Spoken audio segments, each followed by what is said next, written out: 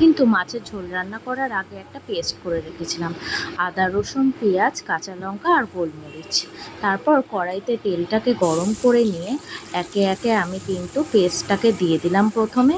তারপরে হলুদের গুঁড়ো, লঙ্কার গুঁড়ো আর কিন্তু ধনের গুঁড়ো দিলাম। ধনের গুঁড়োটা আমি কিন্তু মাছের ঝোলে একটু বেশি দিয়ে আর স্বাদ মতো নুন দিয়ে দিলাম। তারপরে মশলাটাকে ভালো করে কষিয়ে নিলাম তেলের মধ্যে।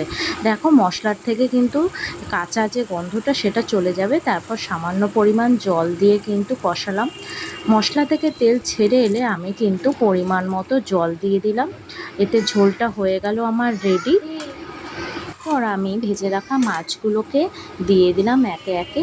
আর কিন্তু আমি আলুও কেটে রেখেছিলাম। আমি কিন্তু মাছের ঝোলে কিন্তু আলু ভেজে নিই না আগে থেকে, একেবারে ঝোলের সময় যখন মাছ দিই তখনই কিন্তু আলুগুলোকেও দিয়ে দিই।